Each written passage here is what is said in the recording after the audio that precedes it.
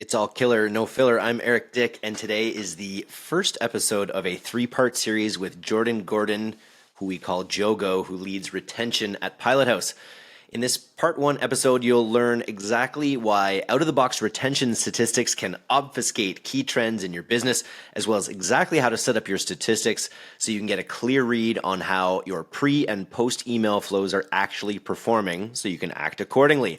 Parts 2 and 3 of this series are going to be about actual strategies and tactics we employ for best results on first your welcome flow and then your post-purchase flows, so don't miss those.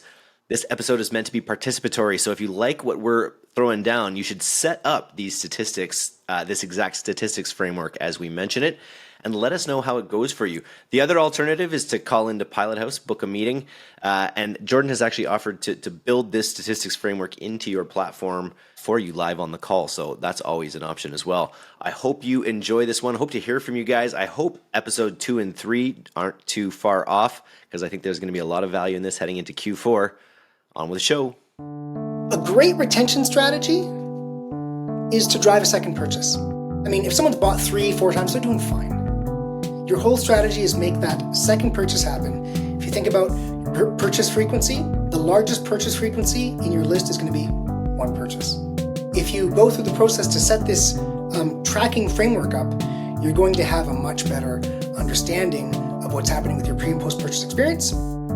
If you've got a big list, if you've grown a big list, it can be hard to see under the hood what's happening with the overall business if retention is a big part of your business. So this is a way to get rid of all the confusion and just focus on really exact measurements that are leading indicators for what's happening with your business.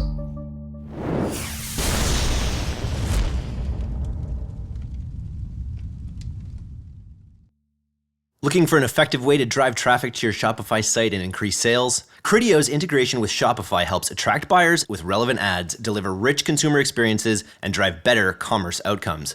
The Criteo plus Shopify integration allows merchants to launch in a matter of clicks, meaning no development or technical skills are needed. Benefits of this integration include expanded reach, greater personalization, elevated acquisition rates for high-intent buyers, and increased retention. With Criteo, you can acquire new customers across the open web and build audiences from the world's largest commerce dataset. To get started, visit criteo.com/DTC. Jordan, the floor. We've had a lot of feedback on your episodes. I think the world enjoys, the D2C world enjoys your take on retention. So let her rip. Very good. Thank you. So the last one was, you recall, it was, I would say, fairly simple. It was like the kind of the peanut butter toast, really easy to wrap your head around. This one, a little thicker, but I have to ask for, it's give and take with my audience, right? But if you set this up, if you go through the process to set this tracking framework up, you're going to have a much better understanding of what's happening with your pre and post purchase experience. It's just another great set of numbers that you can lean on to understand what's happening. So if we think about, make sense of your pre and post purchase experience, right? Well, a great retention strategy is to drive a second purchase, right? I mean, if someone's bought 3-4 times, they're doing fine. Your whole strategy is make that second purchase happen. If you think about purchase frequency, the largest purchase frequency in your list is going to be one purchase, right? And also you've got kind of your list. You want to drive a first purchase from them. But interestingly, not some first purchases from your list, they really were the ads team. Someone showed up, they just got the coupon, right? And went away right away. So we want to think about how we can measure these two things, very exactly, be very precise. So, as you said, today's part one, just the metrics. We're just putting together how to measure this. Just for everyone, quickly preview what the next two episodes will be about so they can help conceptualize what we will be working on with these. Yeah. So first one is metrics. We're going to just how to another way to measure your pre and post purchase experience, which might be a workhorse way to measure it. And then part two would be welcome. We're going to talk about welcome tactics. And then, of course, if you've done your setup properly, you can launch these tactics and you can measure how they work. You also might turn this on and not even launch these right away. Just build a month of baseline, right? A month of benchmarks. And then 3 would be post-purchase experience. So what you can do, tactics you can do on your post-purchase experience in the context of measuring a complete measurement system. Love it. Yeah? Love it. All right. Okay, cool. So really high level, purchase rate, repurchase rate, time to buy, right? So purchase rate is not your conversion rate. It's different. We'll get into that. But, I guess when we talk about hockey, it's like, look, when they got the puck, how many times did they score, right? Maybe this would be like, I don't know if it's a rebound in hockey. It's not what it's called, but whatever, right? You know what I mean? It's your shooting percentage. It's in hockey, it'd be your shooting percentage. Yeah. And then time to buy, which is like, look, when they get the puck, how quickly are they scoring? How efficient. And what this is going to let you do is measure, is my business accelerating or decelerating? So of course, lots of calls with clients. It's like, hey, this SMS generated this much revenue. Cool. But there's this bigger context, which is what's happening. Is my business accelerating or decelerating? And importantly, if you've got a big list, if you've grown a big list, it's like a buffer system. Stuff goes in, you can generate the revenue further down the line, you can get some repeat revenue, and it can be hard to see under the hood what's happening with the overall business if retention is a big part of your business. So this is a way to get rid of all the confusion. Don't play the butter notes and just focus on really exact measurements that are leading indicators for what's happening with your business. And the first 2 are going to be available in your Klaviyo account, but the last one is one that people have to pull manually. You got to download your list. Yeah. Yeah. I haven't found a way to do it without downloading your list. It's not difficult though. You just go and go to your profiles, download it. You never know if Klaviyo's listening though. They may want to throw that in there, but otherwise, and we're going to give you exactly how to do each of these steps. So, well, look, importantly, this is a methodology that doesn't only work in Klaviyo. True. Getting your purchase rate, repurchase rate, and time to buy, these are table stakes. And so whatever system you're using, you're going to be able to figure out a way to get it if you get the methodology correct. Okay. It's going to get a little bit thicker. And I'm sorry, I used pen because I had to write small for this one. I apologize for this one. But so problem with native measurement systems, right? We just talked about, hey, what's the SMS revenue in this SMS, which is like, that's not a holistic way of looking at something. That's a way of looking at the effect of one touch point, right? So we're talking about a team. We've got a team of people, and we want to know, did that team score, right? And how well is that team scoring over time? So first of all, first day purchase. This is an interesting thing. Someone shows up, and they get the welcome email, and they use the coupon, and they sell, right? Or they purchase, and 20 minutes later, they buy again. It's not really a repeat purchase. And that's not really your welcome series drawing them in, right? That's ads team. They made a second purchase because they realized they wanted something else. It has nothing to do with your post-purchase experience. This is like those other teams. Yeah, this is like it's like plus minus getting when you're on the ice, you didn't do anything for a goal, but you still get the +1 in your score column. That I think is like the ads channel. We'll get to that in a second. Okay. Oh, that's right. What we want to do though on this first day purchase is we want to pull those out and separate them. And think these are like them. The power play. These are like people on the power play. You want to be careful when you're looking at your stats in hockey. In hockey, you're not. I was up 2. I had a 2-man advantage. So yeah, of course you scored. So you got to separate out. Someone shows up. By the way, this is a lot of people just show up and they buy right there. Great, right? Let's pull them out and look at them separately than people who took a week to buy. Because obviously there's different things going on in their heads, right? 100%. And obviously the second group got to experience your welcome series or your post-purchase series. Okay, second, Klaviyo revenue. I think we've discussed this here on the podcast. This is broadly a measure of how many of your customers use iPhones because of the way that iPhone treats Apple Privacy opens, and Apple Privacy is 90% of iPhone users. So this is a weird metric to use. We do use it, but it's not the first metric we use. SMS, let's say you got SMS in a different system. They're both getting clicks, right? So it's in doubling, you've got like double attribution going on, right? that can kind of confuse things. Ads channels. Here's the plus minus. Listen to this situation. You relaunch your welcome program, right? And it's like, and it's better. But at the same time, people who are in welcome are also in retargeting, right? They're in kind of remarketing programs with your ads channels. And let's say they launch something super killer. They launch something super killer that gets all these last clicks, drives all this last click revenue. And then you look at your welcome program and you go, oh, this welcome program, this is horrible, right? Yeah. And this is plus minus. This it's like, is the plus that minus. guy got the shot, so you're no good. Yeah, right? this guy's skating off the ice, abandoning his defensive position while a player on your team scores. He still gets a plus, even though he was doing a negative thing. Yeah, sure. So we want to make sure that we've got a way of measuring. Like, to put it simply, you can't build a system that says, oh, when my defender passes to the forward, the defender has failed because the defender did not score. Yep. You can't build that system. No. And all of these metrics, these normal, that's all they do, because they just look at that touch point. Everyone looks at the touch point. This is what's crazy to me is I follow hockey closely, as you may know, as a Canadian, and there's this big split in the statistics community about old school statistics and these new advanced statistics that are exactly like you're talking about, where they really take into account the impact that you have on your team's ability to generate shots, even if you're not directly scoring the goal. So it's a way to take a broader look at the trends that are happening on your hockey team.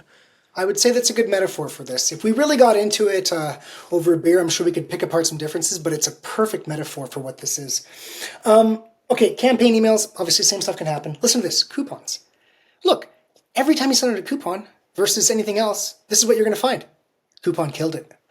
So if you use this as an indicator of what you should do, you're going to just put a coupon, you're just going to send coupons all day. And on the converse side of that, what it does is it ignores content that influences future purchases. And so we're going to talk about a 30 or 60 day window. And did the team score in that 30 or 60 day window, which allows you to send influencing content and still mark a score, which is not what happens with all the default stuff. And to drive it home, if you follow blindly just all this touch point stuff, you will get a brand that sucks. Because it's just going to be all coupons. Yeah, and you can only go on the power play so much in hockey. You can't live as a total special teams team. You need to be strong, even strength. Yeah, and you, with all these default touch points, with all these default measurements, if you try something other than just the coupon rocked. If you do anything else, you're guessing because you don't have the measurement system to say the team scored or the team is scoring better. Right. Or that player that doesn't score but does a lot of does a lot of the little things right that keeps his team engaged. I'm really stretching on this hockey one, but I see what you mean. Okay, so what are we gonna do? I think we get it. We all get it. What are we gonna do? We're gonna build 2 flows with 0 emails. That's the first thing we're gonna do. So just operationally, 2 flows. 0 emails. All the emails are going to do is update profile properties in Klaviyo when events have occurred. And like I say, this works I guarantee this works in other email systems because I've done it. So you can figure out a way to do it, whatever email system you're in. We are tracking, okay, it's going to actually get a little bit, it's going to get a little bit thicker now for a second. So you guys at home might have to rewind a couple times to zero in on this. I got to get closer because it's pretty small. But we've got a flow for subscribe, when someone subscribes, and you've got a flow for when someone places an order. All right? Now, some people subscribe in another system, like Attentive or something like that, and that the subscribe isn't recorded in Klaviyo. There is a way around that using triggering off the flow off of segments. I won't get too far into it, but trigger it off of first active date. You can figure it out, okay? You got a flow that triggers off of subscribe and a flow that triggers off of purchase. In the flow, in the trigger rules, the filter rules, you remove anybody who's been in the flow before. So only your first time for both. And then in the beginning here on subscribed, you say placed order 0 times. Okay. If yes, continue. If no, kick them out. So they didn't buy on that first session. So they've never purchased before, and they've only been in this once. So it's clean. Remember what we're talking about? We're talking about clean metrics. So we know exactly what we're looking at. Not, oh, they've got Apple privacy. It's super clean. Okay? And if they have never been before, and they're placing their first order ever, and they've never placed an order ever, we write set subdate as today. We create a profile property. You can create or update. Create will update as well. Think about Sunday school. The creator is all powerful. Use create. You create a profile property, subdate, and you set it as today.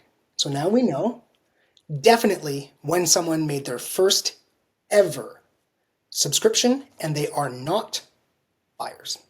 Okay? They're subscribers.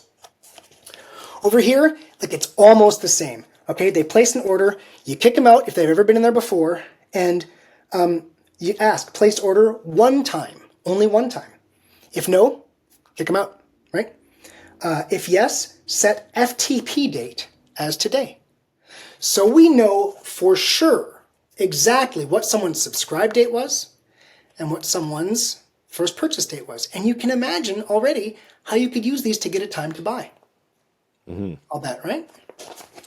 While weeding out the people that just came in and maybe bought right away. It's the people, these people that are going on your email journey. We'll get to that in a moment. This is simply when they subscribed for sure. Yep. And when they bought for sure. Got it. Then we get to what you're talking about. So here you can see a little squiggly. The flow continues.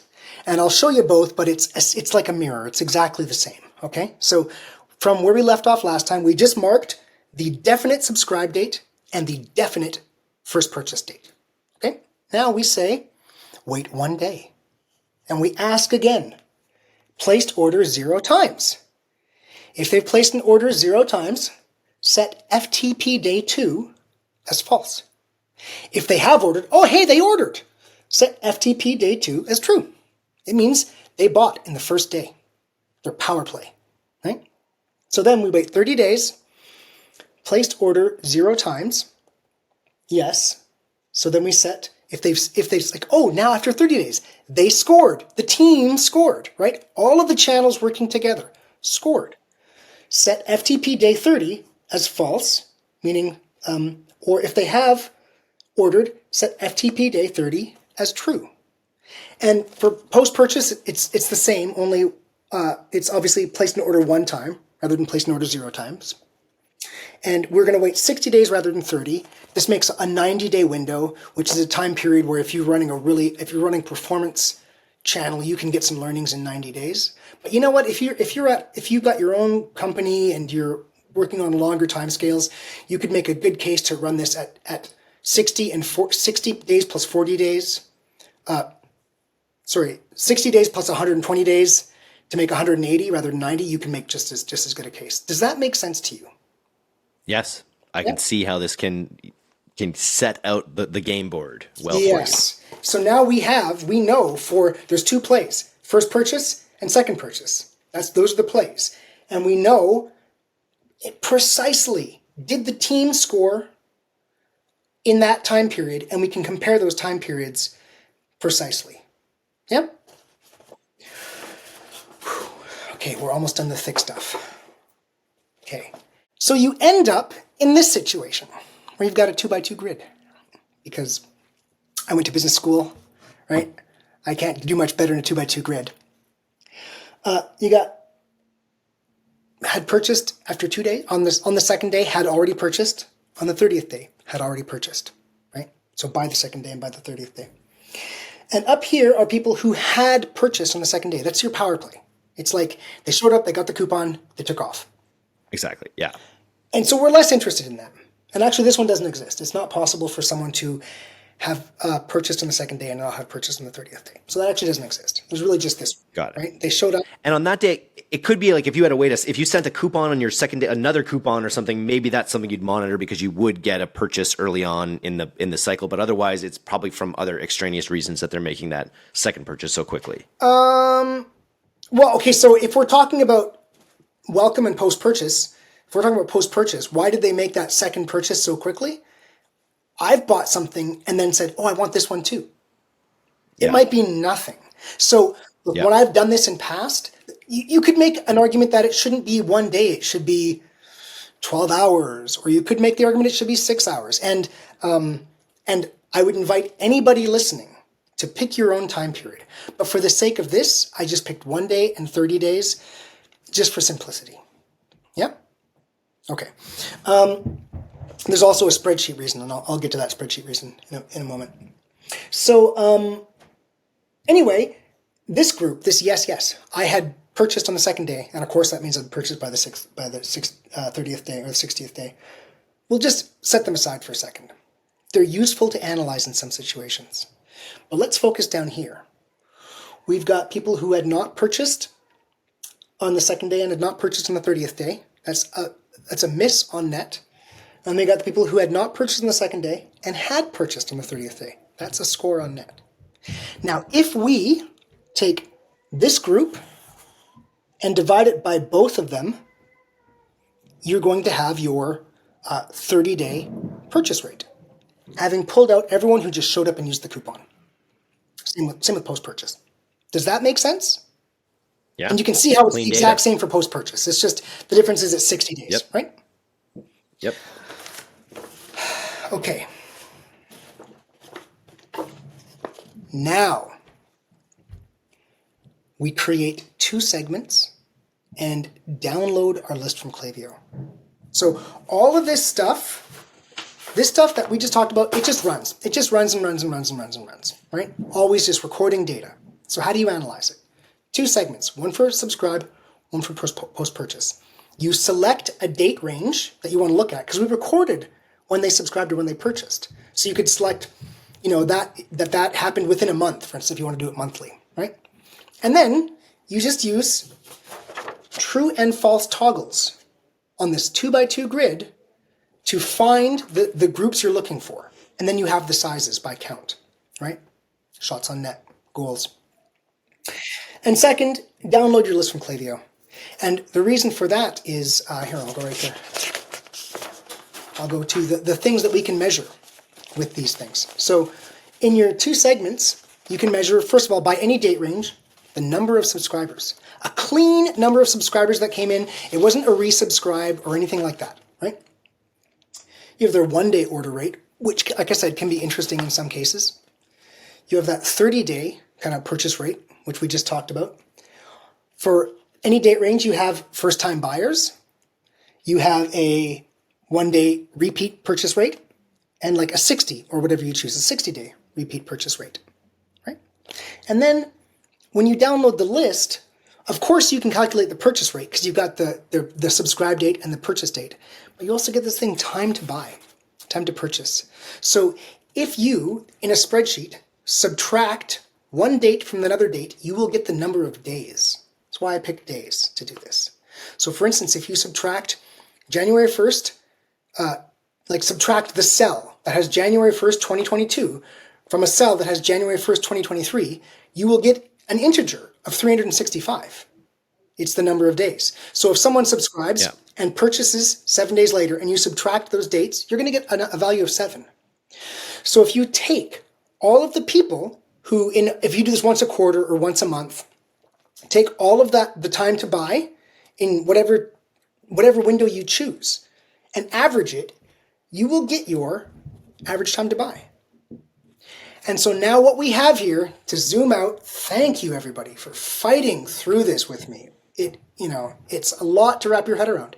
What you've got is, on a standard window, without any kind of weird click attribution that can get screwed because you got a plus minus, this guy did good, so it looks like this guy does bad. Without any of that, did they score in this window? And how long is it taking them to score within that window? I get it. Yeah.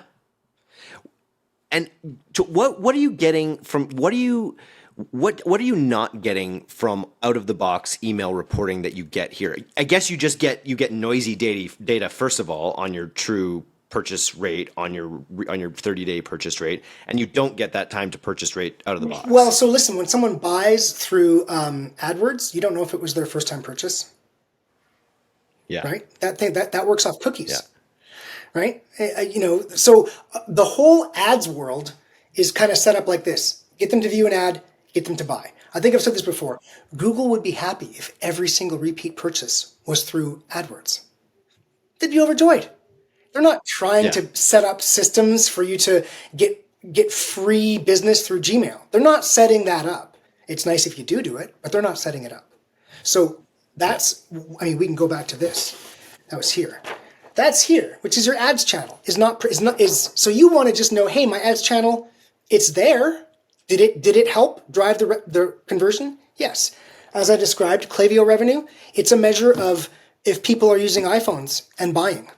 Nothing to do necessarily with your channel. If you send the email and the user doesn't even realize that email exists, it will still get marked as revenue in Klaviyo if they're using Apple privacy. That's not a good way to measure how well your welcome program's doing, right? Again, the coupons, like we said, of course, you're going to say, it's going to be like, hey, you know what? We need all Wayne Gretzky.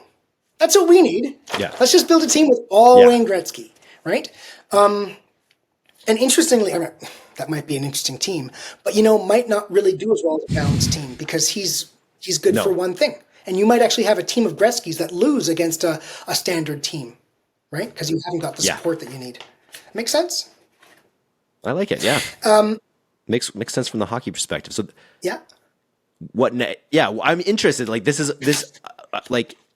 I want to get to it. Yeah. Keep going, Jordan. Are we getting to the CTA? Yeah. So here's a nice little freebie for you all to give you an idea of what this might add. So I just showed you that if you're just analyzing the results of touch points, you will not build the right experience. You will not build the perfect experience. You need something like this as well to understand all my players together, are they scoring? Right? And we will go through, I don't want to give it away, but obviously we're going to go through the next couple of all killer no fillers. We're going to talk about ways to change your pre and post purchase experience that will change these numbers, right? But there's a freebie. Shopify cohorts. If you go on Shopify, they've got a cohort model, and it looks you'll know it. It looks kind of like this. It's like this month, first time purchase, what % purchased again? This month, first time purchase, what % purchased again? Right? You'll kind of see it. It's always like a little diagonal. It's a cohort. And so interesting things that this does, which are kind of similar to what we just described, is it will tell you, maybe in a 2-month window, are people repurchasing, right? But there's some things about it that for me, like if I really want to be specific and precise, aren't there. One, it won't give you time to buy. And I want to know, is my team scoring faster? Because that means I get to reinvest in ads sooner. And then your whole business will settle at a higher net revenue, net income. 2, you can't pull out those one-day guys. Look, honestly, half the business that goes through your pre- and post-purchase experience is in that first day. They get the coupon, they walk. And like I say, maybe if you want to be really precise, maybe you decrease it from 1 day and you make it 12 hours or something like that. I'll leave it to you guys. And also your whales. It's like, oh, like you said, hey, we sent out a coupon, right? We sent out a big email, and all these old buyers who are sitting around waiting for a coupon rush in and buy a whole bunch of stuff, and it makes the whole thing spike. Whereas what I showed you,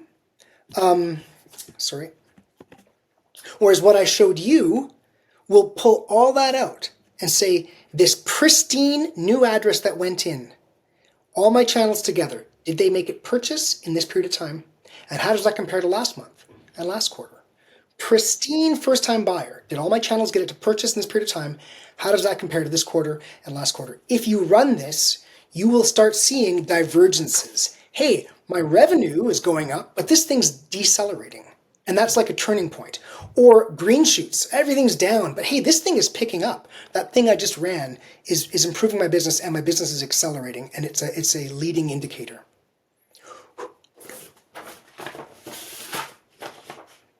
Last slide. Excellent. Last slide. There we go. So look, if anybody watches this, if you listen to it a few times, you'll figure it out. You can go in. You can make this. I've listed everything you need here. Even, the creator has all power. Every single step I've covered so you can set this up for yourself.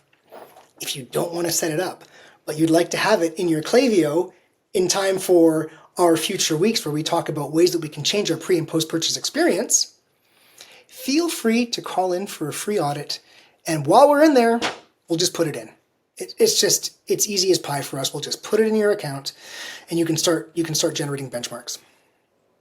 Start cooking in the background even before the next episode's launch.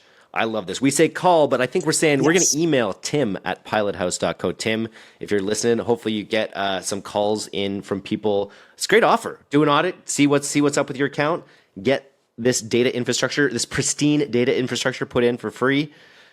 Sounds like a hell of a deal. Okay. Nice. All right. Well, look forward to future episodes where we dive into more detail on these pre and post actual email tactics. Otherwise, thanks as always for coming on All Killer No Filler.